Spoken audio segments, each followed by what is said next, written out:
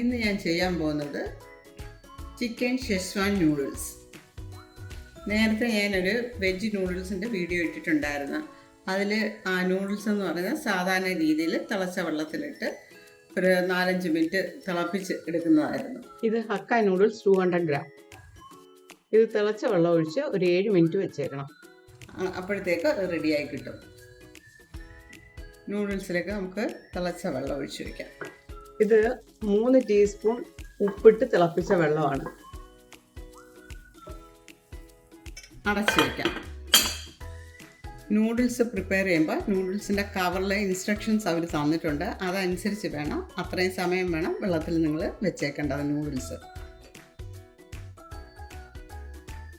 നമുക്കിതൊരു സ്ട്രെയിനറിലേക്ക് മാറ്റാം.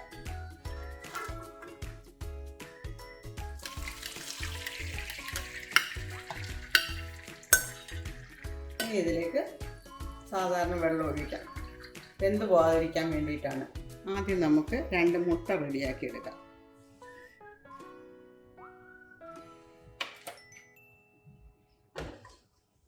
രണ്ട് മുട്ടയാണ്, ഉപ്പ് ചേർത്തിട്ടുണ്ട്.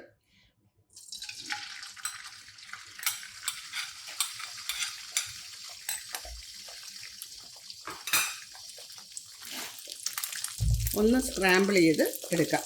വലുതായിട്ട് വേണ്ട, ചെറുതായിട്ടൊന്ന് ചെയ്താൽ മതി.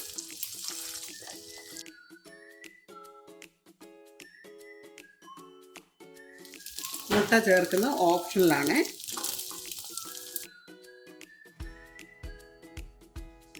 ഒന്നര ടേബിൾ സ്പൂൺ ഓയിലാണ് ഒഴിച്ചത്. സൺഫ്ലവർ ഓയിലാണ് ഒഴിച്ചത്. 1 ടേബിൾ സ്പൂൺ വെളുത്തുള്ളി ചെറുതായിട്ട് അരിഞ്ഞത്.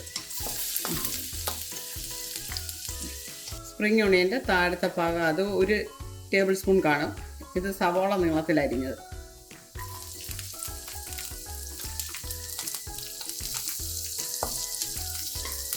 Carrot 1/2 cup. ചുവപ്പ് ക്യാപ്സിക്കം അത് നീളത്തിലരിഞ്ഞത്, അതും 1/2 കപ്പ്. പച്ച ക്യാപ്സിക്കം അതും 1/2 കപ്പ് നീളത്തിലരിഞ്ഞത്. കാബേജ് അതും 1/2 കപ്പ് നീളത്തിലരിഞ്ഞത്. സ്പ്രിംഗ് ഒണിയൻ അതിൻ്റെ മുകളിലത്തെ ഭാഗം ചരിച്ച് കട്ട് ചെയ്താണ്.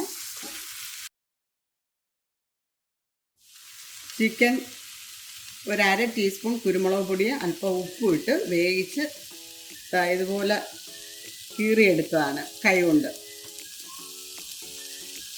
അത് 1 കപ്പുണ്ട്.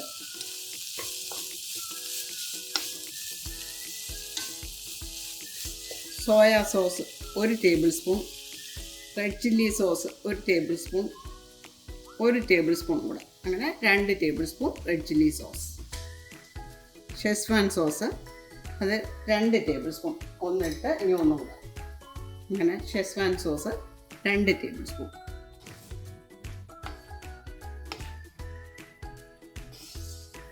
ഷെസ്വാൻ സോസിൻ്റെ വീഡിയോ ഞാൻ നേരത്തെ അപ്ലോഡ് ചെയ്തിട്ടുണ്ടായിരുന്നു. നിങ്ങൾ കണ്ടു കാണുമെന്ന് വിചാരിക്കുന്നു.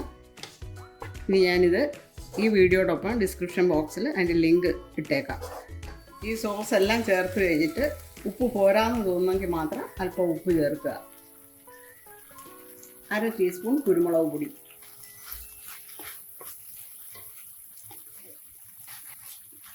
ഇനി ഇതിലേക്ക് നൂഡിൽസ് ചേർക്കാം. ഇതെല്ലാം ഒന്ന് മിക്സ് ചെയ്തെടുക്കാം.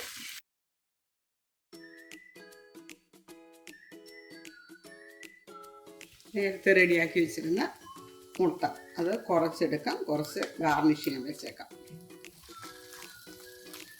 ഇനി തീ ഓഫ് ചെയ്യാം. ഈ വീഡിയോ നിങ്ങൾക്ക് ഇഷ്ടപ്പെട്ട് കാണുമെന്ന് വിചാരിക്കുന്ന. ഇതിനു മുമ്പുള്ള എൻ്റെ വീഡിയോസ് നിങ്ങൾ കാണണം, എന്നെ സപ്പോർട്ട് ചെയ്യണം. Please like, share and subscribe. Thank you.